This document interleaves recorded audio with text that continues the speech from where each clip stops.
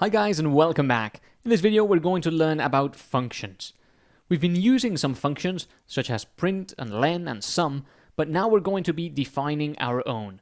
And that means that we can put some bits of code and give them a name so that we can reuse those bits of code whenever we want. Let's learn more about them. I'm going to create my first function and I'm going to call it hello. So you start off by using the def keyword. And then you type out the name of the function you want to define. Then you put a pair of brackets and a colon, and that begins the function body. Here we're going to put print hello. And what happens now is that we have a function created. When Python reaches a def keyword, it then says, okay, we've got a hello variable that we are creating. Only this variable is not a normal value variable like a string or an integer. This is a callable variable. That means that it's a variable whose value is a function. And a function you can call or execute. Calling, running, or executing a function are all synonyms, so they mean the same thing. So when you define a function, you create a callable variable. Now, creating the function or defining the function does not run the function body. It just tells Python that a variable called hello exists. So if you run this code, nothing actually happens. As you can see down here, nothing is printed out because the function has been defined, but the function has not been called. So in order to call the function, you have to type out the variable name, which is hello, and then the brackets. And these two brackets after a variable name is what actually calls the function and executes it. The order of running these lines in Python is as follows. First, line 1 runs and tells Python to create this hello variable that is a callable. Then line 2 does not run. Line 3 runs, but it's empty. And then line 4 runs, which tells Python to execute this function. So Python jumps back up and then runs line number 2. Notice that Python knows line number 2 is part of the function body because, of course, it is indented. So it's got these 4 spaces in front. You can put more lines inside the function as long as they're also indented if you want. Let's define another function. Here I've created a callable variable, user age in seconds, and it is a function. And now we can put some code inside of it. So I'm going to implement the first app that we coded earlier on. So user age is going to be int of input, enter your age. Here we ask the user for their age, and then we're going to turn it into seconds so that we can print it out. So age in seconds is going to be user age times 365 times 24 times 60 times 60. That is years multiplied by days, hours, minutes, and seconds. And then we're going to print it out. Just like that. Of course, just to reiterate, if we run this, nothing happens. You do have to call the function user age in seconds. And if you do that, you can actually type down here. Let me repeat at this point that sometimes I'm pressing the play button and other times I'm running the code in the terminal because pressing the play button does not allow you to type.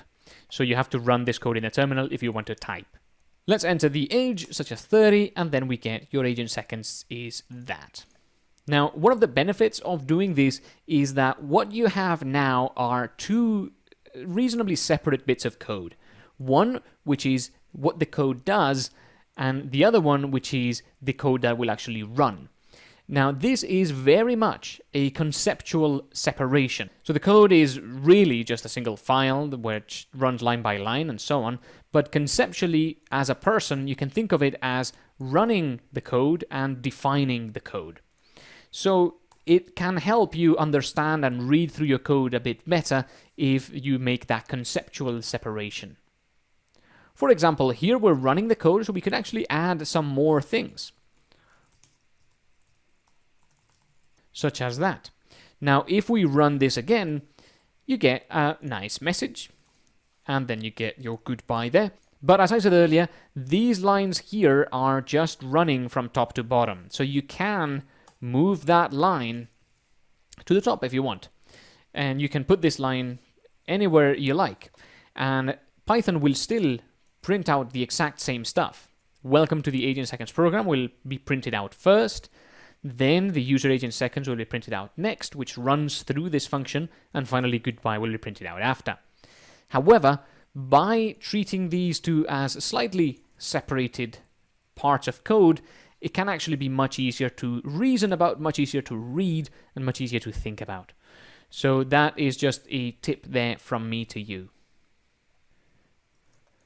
A couple of things that you should not do when you're working with functions is reuse names. So if you define a function called print and then you try to print hello world, you're going to get a problem, because when you define the print function, that creates this print variable that you can use, and then you are actually using it. Here, this is no longer the Python built-in print function that we're calling. This is calling your own function.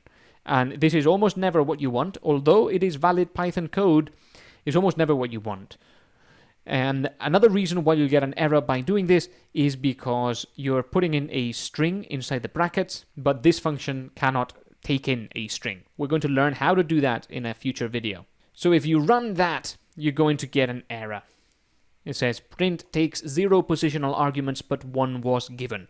That means that we've put a string in there, but our function does not accept a string. Another thing that you may want to avoid is, imagine you've got a list of your friend names, and then you have a function that adds a friend. Then you take in the friend name from the user's input. And then here's something that you almost definitely want to avoid, and that is to say friends equal friends plus friend name. What's happening here is you're reusing the friends variable in two different places. And because you are inside a function, Python actually creates a new space for variables that is separate from the global space. So functions have their own little space for your variables. And when you do friends equal, Python is creating a new variable called friends that only exists inside the function. The same thing with friend name. So you now have two variables, friends in the global scope of the file and friends in the function scope of this addFriend function. This is almost never something you want to do, because even though you are using a variable called friends, you are also defining a new variable. So let me run this here. So let me run that, and you can see that if I enter Rolf, you get your error here. And what's happening is that this variable exists, and if you call this something like f, then this code is fine, because Python will see the friends variable, it will check whether it exists inside the function, but it doesn't, so it uses the one outside the function. So that's fine. But as soon as you do friends equal friends plus friend name, Python is going to look at this friends variable and notice that it's been defined inside the function. And you can't do that because you can't use a variable in the same line where you're defining it. It doesn't make sense. So it will give you this error. It's akin to doing x equal x plus 5, but x doesn't exist. So Python will also be very confused if you do that. All right, so almost never will you want to shadow a variable name from an outer scope. That is a technical definition for what we're doing here. We are shadowing the friends variable by redefining it inside a function where it already exists on the outside. Again, this is valid Python code. Of course, this is not, because you're using the variable in the same line you're defining it, but generally shadowing a variable is valid Python code. It's just something that you usually don't want to do. Something else you can't do with functions is use them before they get defined. Maybe this is obvious, but here we're calling the function, say hello, and then we're defining it down here in line 4. Python won't let you do this. If you try to do that, you get an error saying that the say hello name is not defined. Here we've got a final example where we have an addFriend function that takes in a global variable friends and appends Rolf to it. Then we define the friends variable in line 5 after the function has been created. Then we call the function addFriend, and finally we print friends.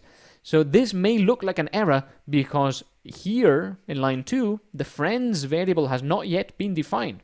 But actually remember that this line of code only runs when line 6 runs. So this is fine, although a bit confusing. The friends variable that this uses will be defined by the time this line is ran.